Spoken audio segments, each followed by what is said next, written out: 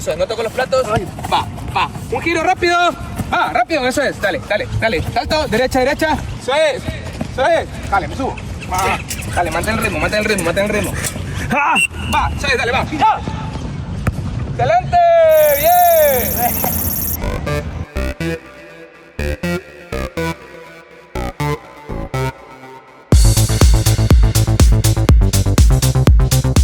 El fútbol moderno ya no se explica desde la intuición. Hoy se entrena, se mide, se analiza y se decide desde equipos multidisciplinarios. Antes, el entrenador miraba la cancha, tomaba notas y corregía desde la experiencia. Hoy sigue mirando, pero también recibe mapas de calor, cargas físicas, datos de sprint, videoanálisis, indicadores tácticos, reportes médicos y métricas emocionales. La figura del entrenador sigue siendo central, pero ya no trabaja solo. A su alrededor aparecen analistas de rendimiento, preparadores físicos, médicos, fisioterapeutas, psicólogos, nutriólogos, científicos de datos, scouts, especialistas en video y metodólogos. Hoy, en Lo Redondo del Fútbol, hablamos de metodología y ciencias aplicadas al fútbol.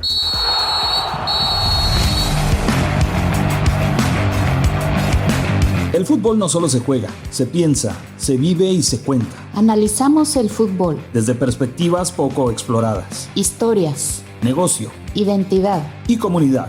Radio UACJ y la Universidad Autónoma de Ciudad Juárez presentan Lo Redondo del Fútbol. con Elizabeth Dweckman Y Ramón Morales.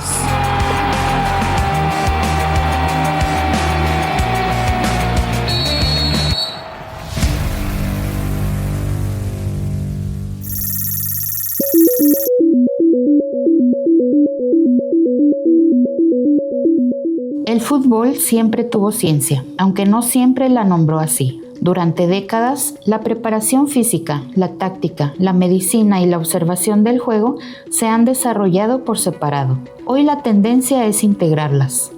La literatura reciente insiste en que la formación de entrenadores requiere una base pedagógica y científica sólida, especialmente en fútbol formativo, porque el entrenador actual necesita competencias profesionales, investigativas y metodológicas.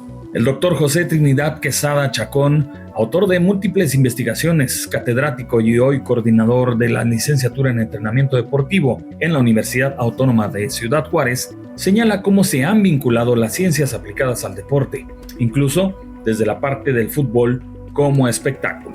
Ya ahorita en la actualidad el fútbol está visto como un negocio, ¿no? Entonces, dentro de eso, visión empresarial del fútbol, pues tú tienes que hacer la efectividad de los recursos, ¿no? Entonces, tú puedes trabajar de la manera como se trabaja ordinariamente o se trabajaba, que se sigue trabajando más que nada en niveles donde no existe el profesionalismo como tal. Y pues te podrá salir un garbanzo de libra, ¿no? De esos que salen de las canchas llaneras, pero ahora sí que lo que viene a ser la metodología es que todas las fuerzas que vienen a aplicarse dentro del desarrollo de un deportista confluyan de una manera ordenada en la cual podamos nosotros asegurar que el óptimo desarrollo de los deportistas. Ahora, el alto rendimiento hacia el deporte profesional es muy cruel, ¿no? Entonces, más que nada lo que viene a terminar o lo que viene a generar el éxito del deportista, pues viene siendo cuestiones muchas veces ajenas al fútbol como tal, y es donde entra la metodología, ¿no? Desarrollo junto con el preparador físico, junto con el psicólogo, el analista de datos, toda esa gente. Ya hay gente muy especializada, por ejemplo, en lo que es el desarrollo y análisis biomecánico de la fuerza.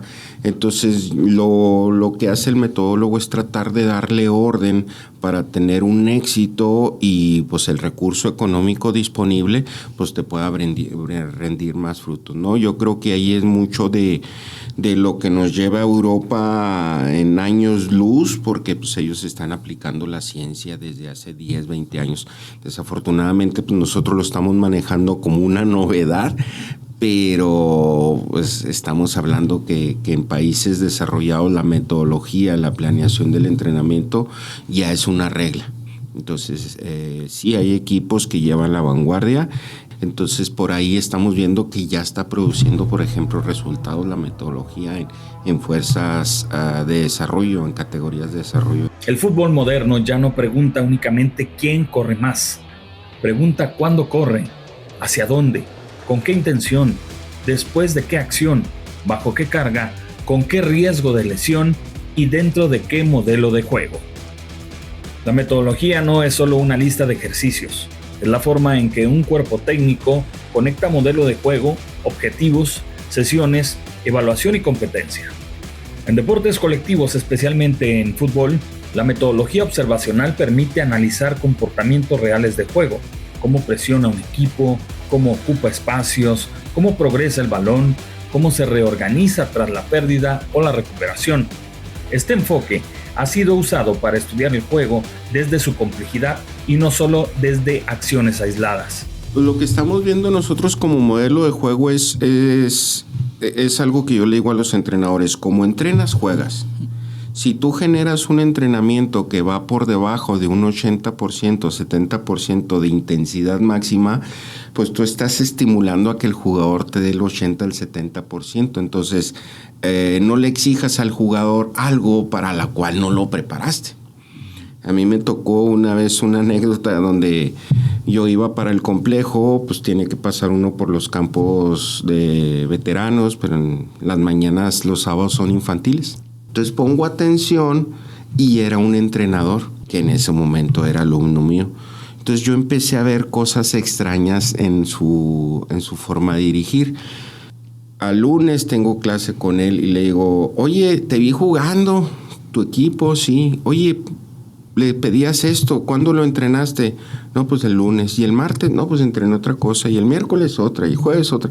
Bueno, si tú no generas una adaptación al estímulo y sobre todo que el niño y el joven agarren el modelo de juego como parte del entrenamiento, ¿cómo le exiges el día del juego algo para lo que no lo entrenaste? Entonces nosotros tenemos que generar que siempre nuestros deportistas estén en el estímulo para el cual nosotros vamos a tener el enfrentamiento el fin de semana, ¿no? Entrenar bien no es poner conos bonitos, es construir una experiencia que se parezca al juego. Si el equipo quiere presionar alto, debe entrenar cuándo saltar, quién cubre, cómo cerrar líneas y qué hacer cuando recupera. La metodología convierte una idea en comportamiento.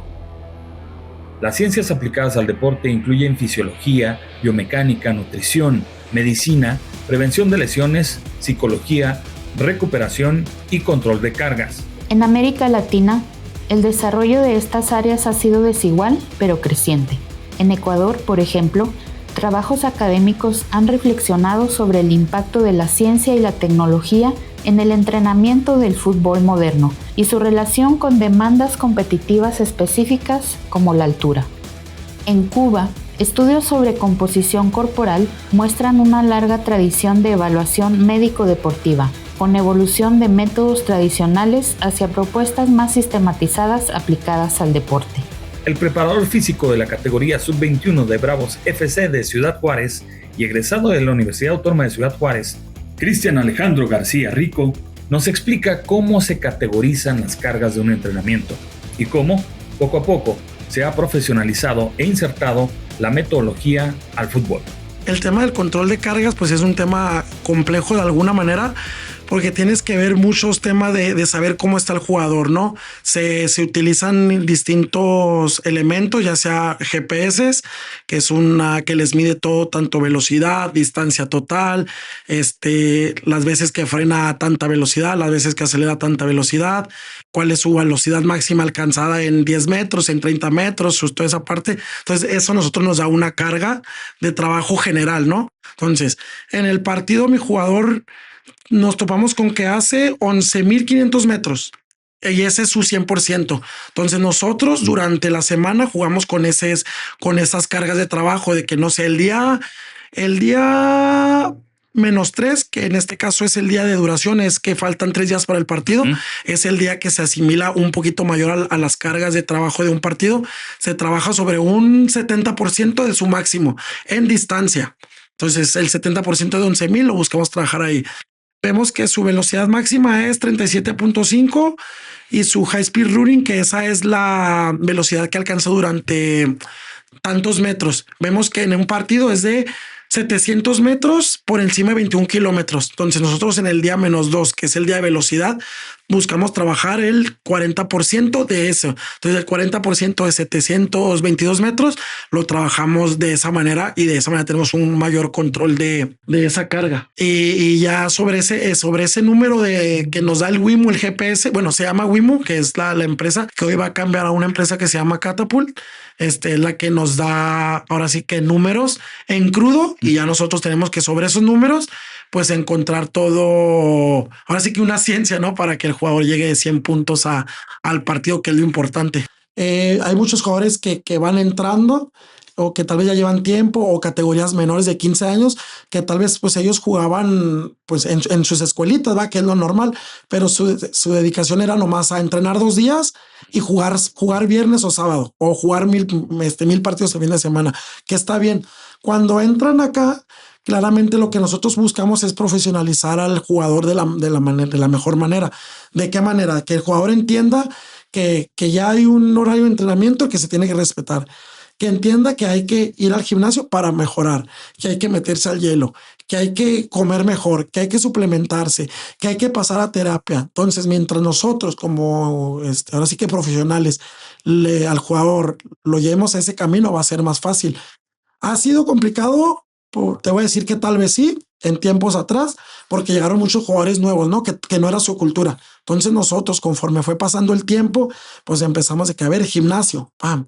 Y gimnasio, y tanto. Y de repente ya jugadores que cuando empezamos a meter ese trabajo hace 5 años, hoy ya están desarrollados de buena manera y ya ellos te piden el gimnasio.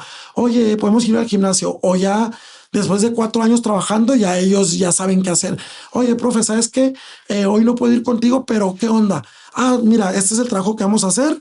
Y ellos ya tienen ahora sí que una maestría deportiva adquirida, que en la cual él ya sabe qué les sirve, qué no les sirve, qué hacer y qué otra cosa no hacer. Entonces, esa parte del profesionalismo yo creo que ha crecido mucho dentro del equipo y por eso se han logrado resultados que hoy están llegando de la mano.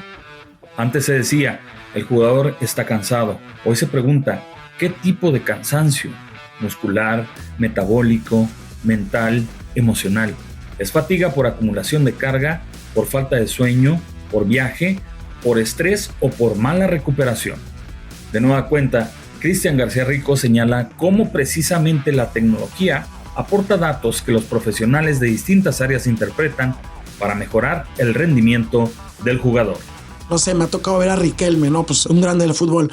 Que no, GPS, yo para qué lo quiero, yo juego la pelota. Sí, está bien, o sea, porque así al final de cuentas, el GPS te puede que todos tus jugadores corrieron 11,000 metros y que tus jugadores estuvieron por encima de 700 en intensidad, pero tuviste un error y perdiste 1-0. Entonces, pero entre mejor estés convergiendo entre calidad técnica, calidad táctica, físicamente y tu control de cargas, pues más cerca vas a estar de un gran resultado. De alguna manera estás acotando pues o tratando de evitar el sesgo y las variables que puedan incidir en una derrota, ¿no? En un rendimiento que no sea el óptimo. Sí, esa parte y de alguna manera o sea, porque podíamos estar cerrado de ojos, ¿no? A ver qué pasa, pero no, esos datos ya te dan una en el cual tú ya puedes interpretar, que esa es otra. Ahora también hay que saber interpretarlos.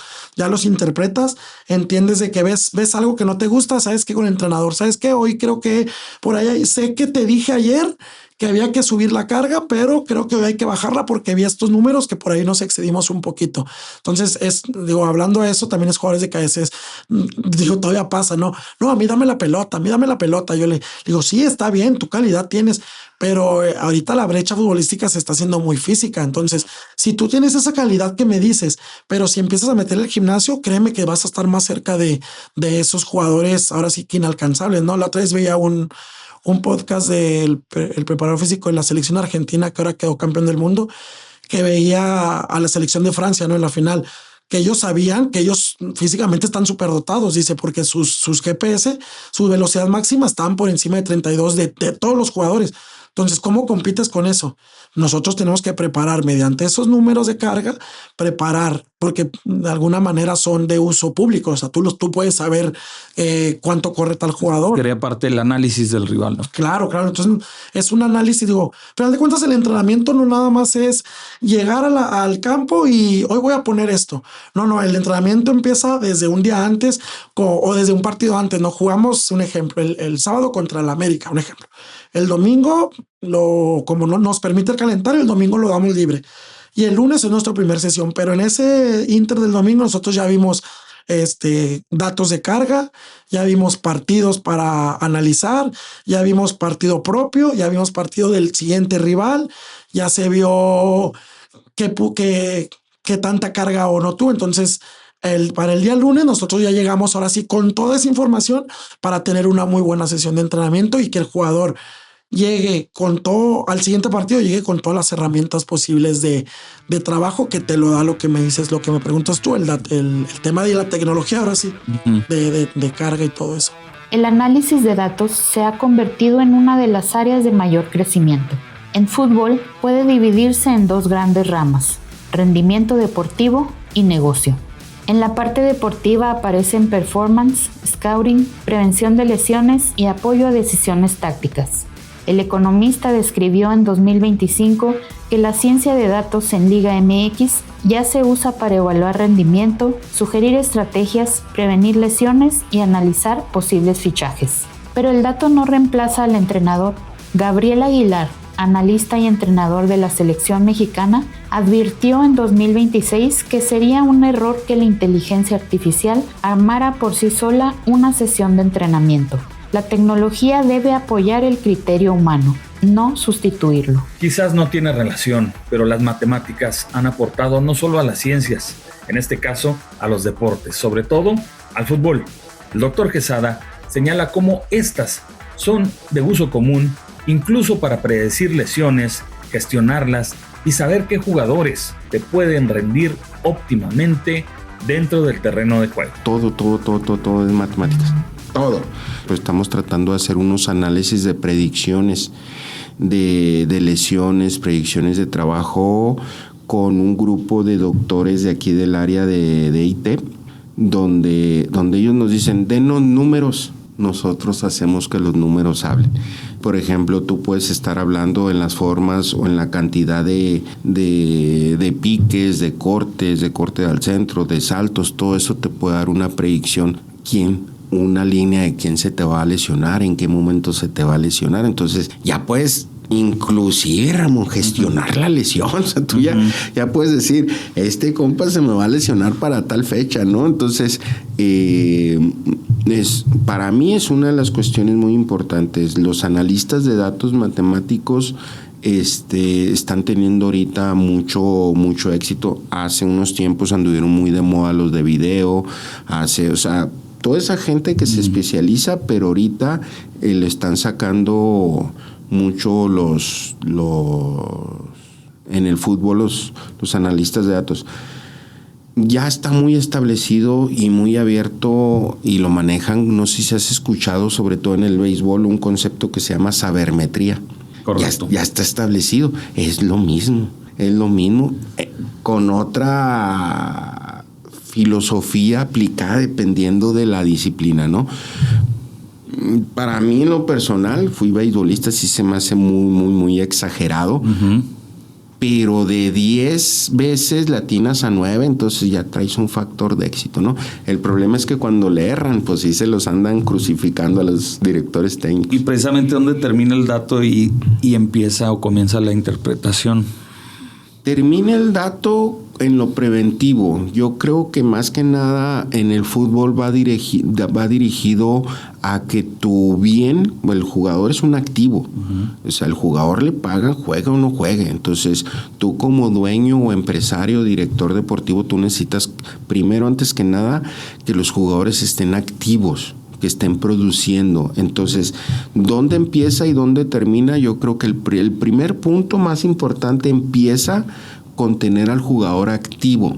El segundo punto empieza, por ejemplo, en el hecho de saber en tu análisis matemático qué jugador te va a servir contra el análisis matemático, ahora sí que el espionaje deportivo de tu siguiente rival, ¿no? Entonces, ahí es donde podríamos decir que ahí termina en una cuestión táctica, pero este análisis de sabermetría te debe de empezar en una cuestión de tener al jugador 100% disponible. Mucha gente me dice, es que la preparación física y eso. Le digo, miren, lo primero de la preparación física no es saber si le vas a pegar más fuerte a la pelota, si vas a hacer un pique más rápido, es que el jugador tenga un seguro de actividad física o de ejecución durante todo el año, ¿sí? Primero, no te lesiones por una actividad.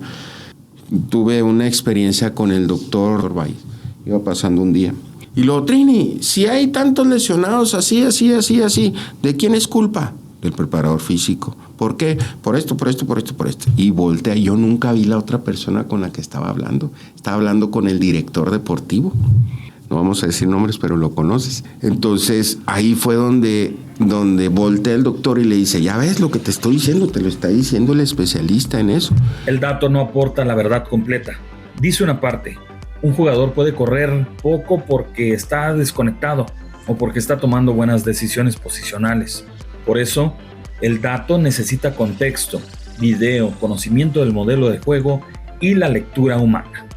En México, el fútbol profesional ha incorporado con mayor fuerza áreas como análisis de rendimiento, preparación física especializada, prevención de lesiones, nutrición, psicología deportiva y scouting. Aníbal González, preparador físico que trabajó con la selección mexicana, ha señalado en entrevistas la importancia de la formación especializada en preparación física, prevención de lesiones y metodología del entrenamiento en fútbol. El cuerpo técnico dejó de ser solo entrenador, auxiliar y preparador físico. Hoy puede incluir analistas de video, analistas de datos, readaptadores, nutriólogos, psicólogos, médicos, fisioterapeutas, scouts y especialistas en tecnología. El reto no es tener muchas áreas, es hacerlas conversar. Y lo manejas muy bien, ¿eh? Es realmente un tabú. Yo llego a Ciudad Juárez, me considero juarense por adopción. Llego en el 2006 y yo empecé a notar, y lo que yo más que nada veía de rechazo al metodólogo es porque el entrenador siente que los vas a enjuiciar. Y yo siempre, yo les manejaba la teoría de que no, o sea, el metodólogo es parte de un grupo metodológico. Nosotros ayudamos a que el grupo metodológico confluya alrededor del entrenador. Me tocó trabajar con muchos entrenadores locales de éxito, pero cuando veían venir al metodólogo se ponían a la defensiva, ¿no? Por más que nada por esa cuestión de que sienten que tú vienes como la Santa Inquisición, ¿no? Y al contrario, es un buen metodólogo, yo lo he dicho, un buen metodólogo orienta, un buen metodólogo te da herramientas, un buen metodólogo te da recomendaciones sobre las cuales es más productivo o es más probable que la aplicación, como tú bien dices, Ramón, de las ciencias, pues te den un éxito, ¿no? Hay clubes, no vamos a decir nombres, que arman el equipo y después contratan al entrenador, ¿no? Entonces, los buenos entrenadores son aquellos que son capaces de adaptar todo lo que tienen a su sistema de juego.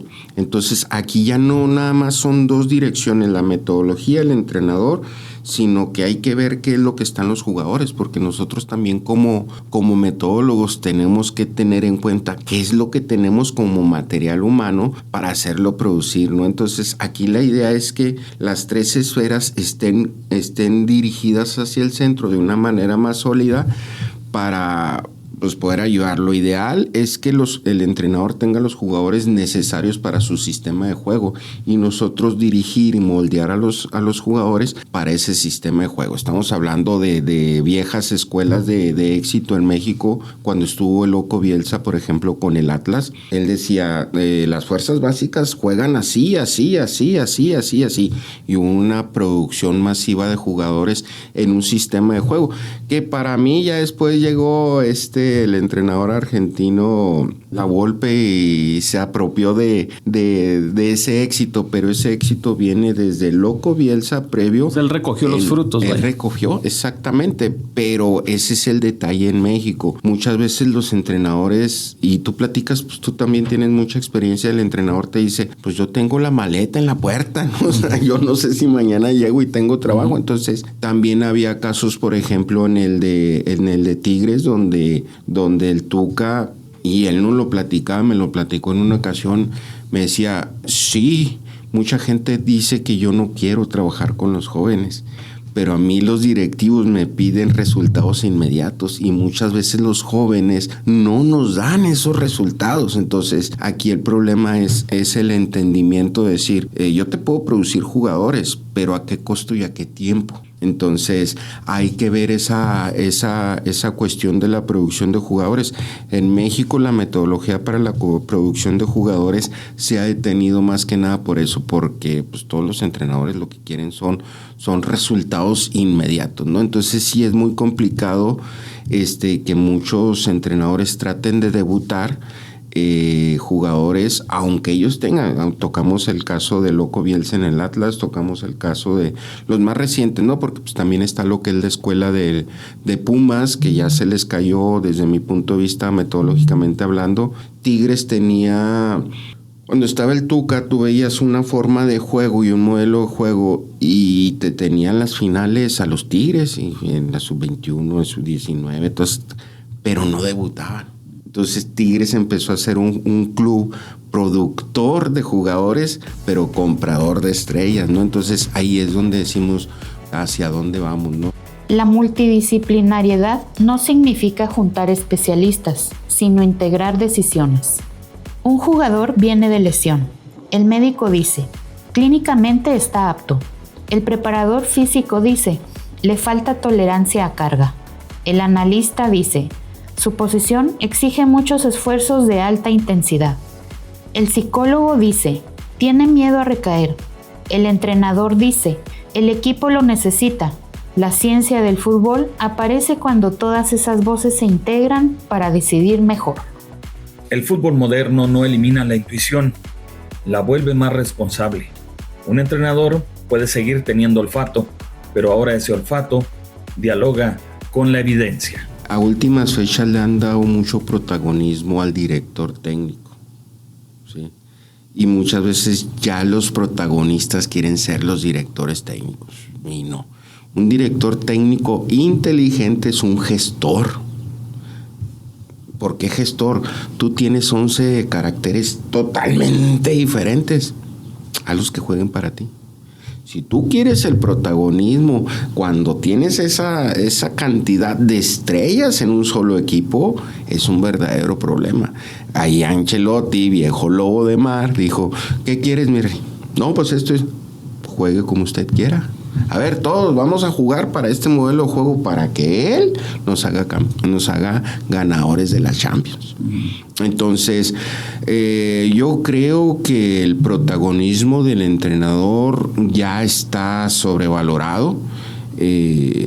Hay que tener un control sobre los jugadores, pero muchas veces cuando tú tienes esa capacidad de gestión, cuando tú tienes esa capacidad de convencimiento, cuando tú eres capaz de que ese jugador te compre la idea, va a hacer milagros.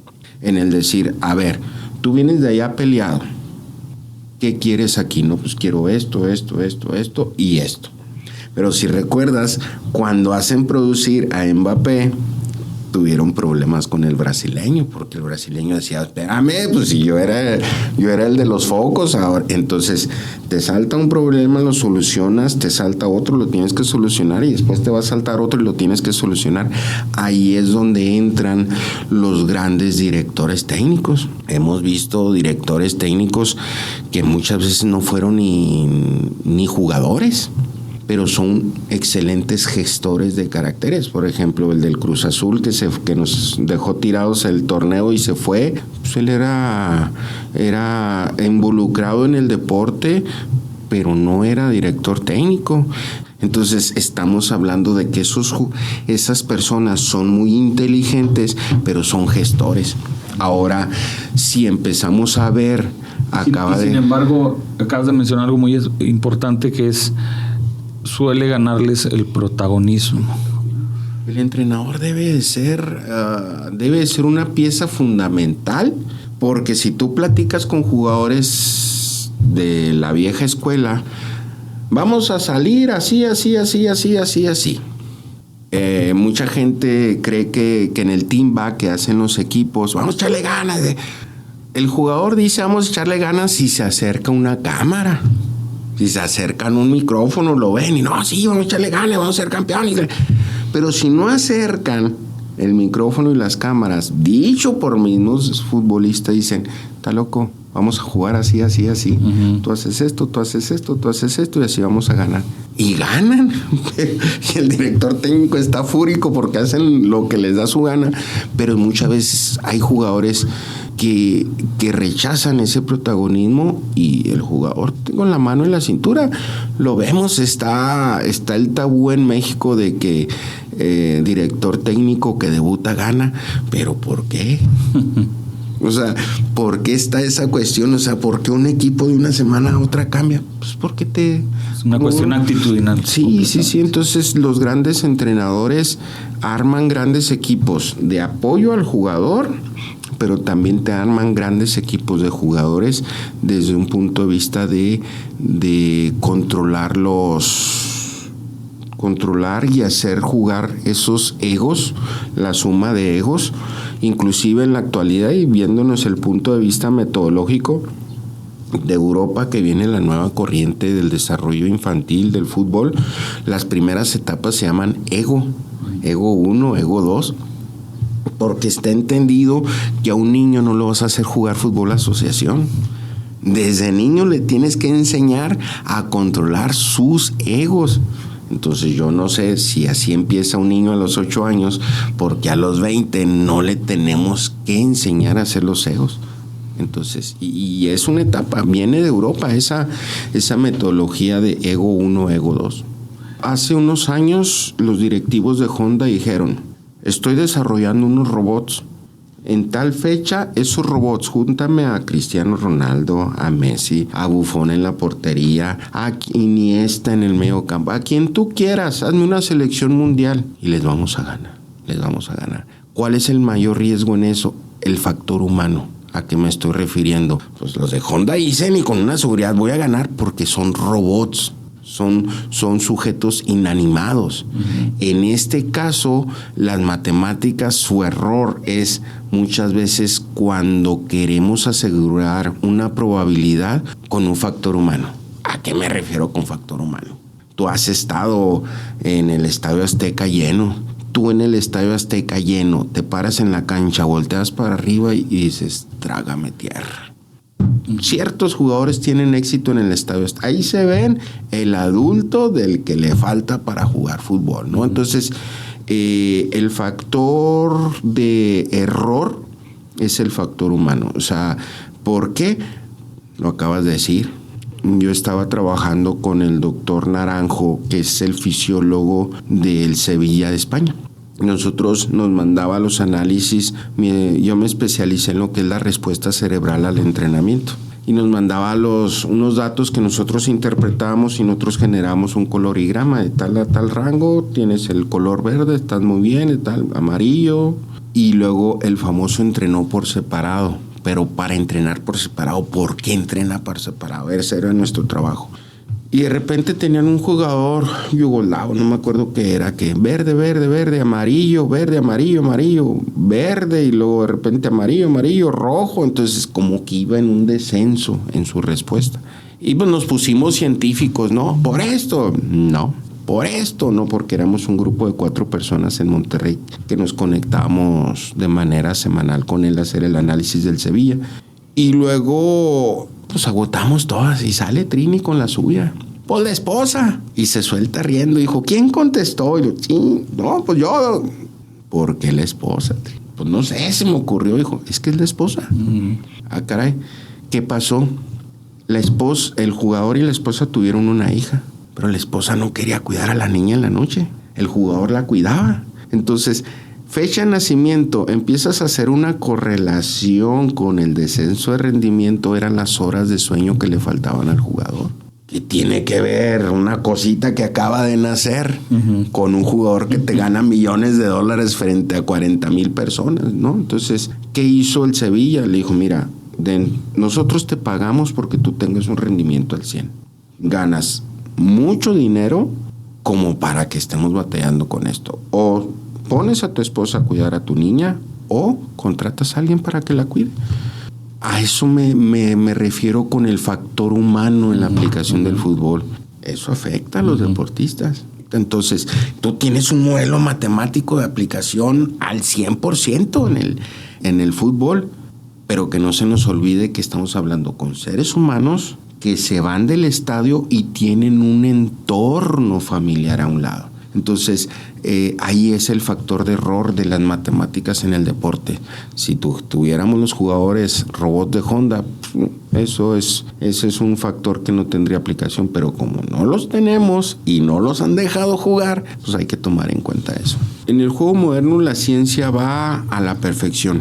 A la perfección, lo hemos visto, en estos días estamos viendo muchas cápsulas de lo que eran los mundiales. Y ya mucha gente se enamora del gol, mucha gente se enamora de esas cuestiones, ¿no? Yo cuando veo esas cápsulas, lo primero que veo es al jugador. Y pues no, o sea, no sé qué tanto podrá haber tenido ese éxito Pelé en esta actualidad, o Maradona en esta actualidad, o el mismo Hugo Sánchez, por la cuestión de que pues no era lo mismo jugar cuando la ideología era meramente ofensiva, ni cuando los defensas eran las máquinas que son en la actualidad, ¿no? No es lo mismo lo que se topa los delanteros en la actualidad que lo que se topaban antes, ¿no? Entonces, la evolución, la metodología va a llevar al jugador al tope en todas las posiciones, desde el portero hasta el último de los delanteros. La metodología va a exprimir a los jugadores en un buen sentido de la palabra, decir, este es tu tope. Y ahí es donde hay jugadores que van desarrollando. Es lo mismo que en el atletismo. Bajé 2 centésimas y pues, podrá decir 2 centésimas, canijo, ¿qué es? A nivel olímpico es entre el oro, plata y el bronce. Esas tristes 2 centésimas. Hacia allá va el fútbol. Hay un gen que se llama ACTN3 que te presenta 3 polimorfismos, y hay un polimorfismo que va a la potencia. Entonces, ¿a qué me refiero? El fútbol en la actualidad es potencia. ¿Y dónde se presenta más ese polimorfismo? Con el debido respeto, con el jugador moreno o con el jugador afroamericano. Y yo siempre les dije, cuando les empiece a interesar el fútbol soccer, se nos va a acabar. Se los dije hace 15 años y ya se nos está acabando con Estados Unidos y con Canadá, porque ya te está poniendo a jugar al negrito. ¿Por qué? Por el cuerpo. Causó controversia, que cómo se te ocurre decir eso. Pues es que es la verdad. Francia, no me digas que Francia trae todos güeros. No, Francia ya son 2, 3 güeritos. Todos los demás son jugadores con un biotipo de élite mundial. Bélgica. O sea, grandes países. El mejor jugador en la actualidad, este chico español. Y pues estaré loco, ¿no? Como me tacharon en su momento. Pero es que son muy torpes. Y yo les decía, pues vayan a un juego de la NBA. Todos miden arriba de 2 metros. Y díganme cuál de esos monitos son torpes. Wembayama, díganme si es torpe. Se mueve como demonio el canijo, ¿no? Entonces, ese es el entendimiento que necesitamos entender, que tenemos deficiencias. Ok, esas deficiencias, ¿cómo las voy a detener? La ciencia no le quitó la magia al fútbol. Le agregó preguntas. ¿Por qué un equipo presiona mejor? ¿Por qué un jugador se lesiona? ¿Por qué otro decide más rápido? ¿Por qué una cantera produce talento? ¿Por qué un modelo de juego funciona en un contexto y fracasa en otro? El fútbol seguirá teniendo intuición, emoción y sorpresa. Pero hoy, quien quiera competir al más alto nivel, necesita algo más que pasión. Necesita método, evidencia y equipos capaces de pensar juntos. Porque el fútbol moderno no se gana solo con piernas, también se gana con conocimiento.